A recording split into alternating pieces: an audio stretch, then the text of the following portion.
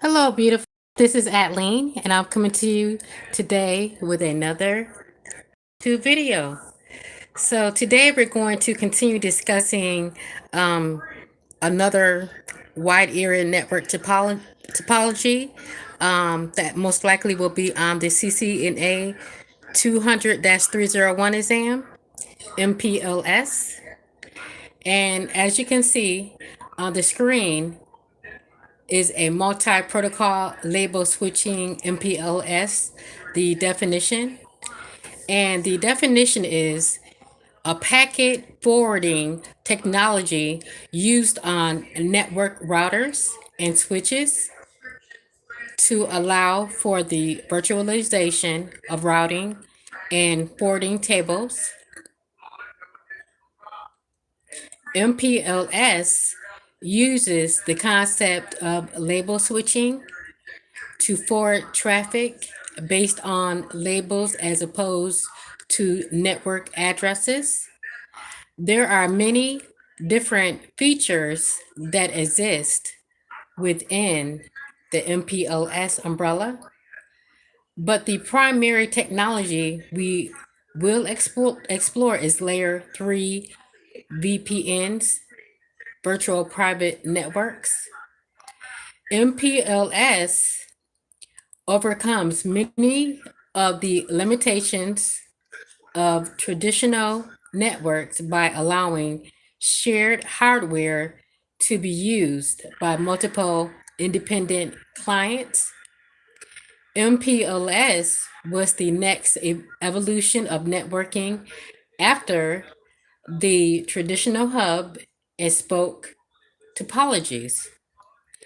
SDN seems to be the next technology that may take network virtualization to a whole new level. Okay, so today I'm reading out of Window Odom, and that's CCNA 200-301. And this is the topology.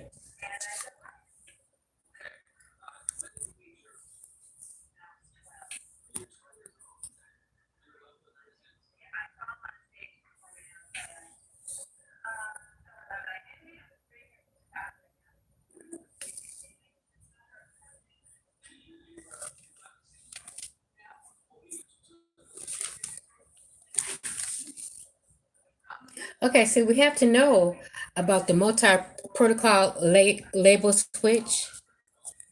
And with this topology, we often call this a layer 2.5 protocol. And the reason why we do that is because the layer 2 header, the MAC address information, and the layer 3 header, the IP address information,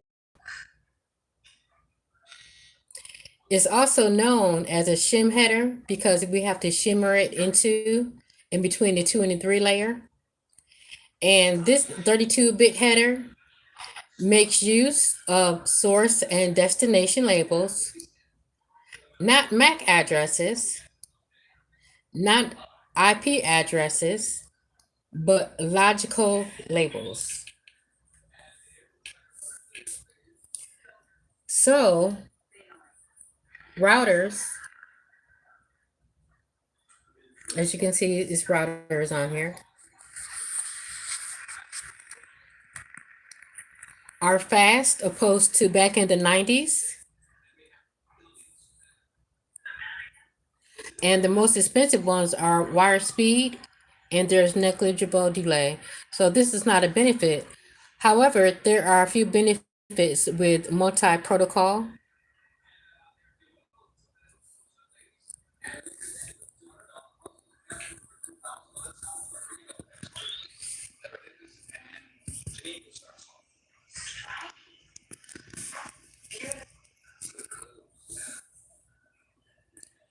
Label switching,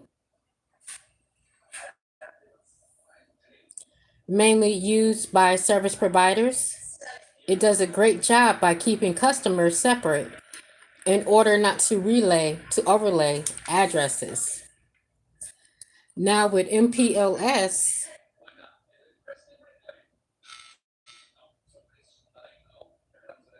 we are assigning them labels as they enter the cloud. And as you can see on the paper, the cloud is in the middle. This is the cloud.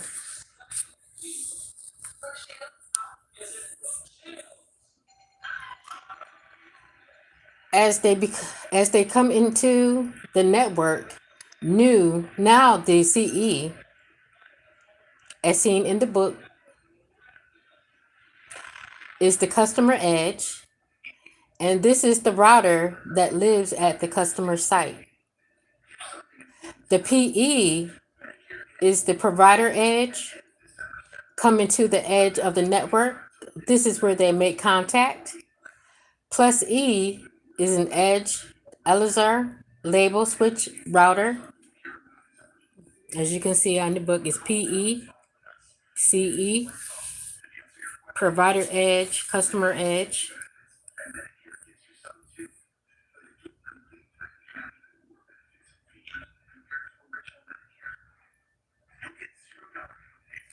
Where we take a glance at the IP address data, and based on that data, we assign a label.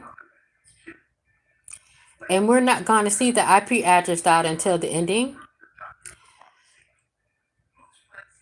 Then we will make forwarding decisions to one of the inside routers, call it Elazar router, and it goes forward and eventually on the router next to the last router on site before getting back to the customer.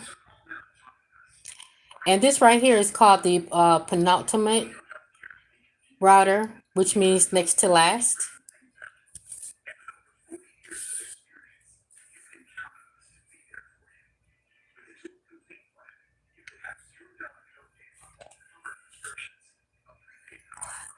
So again,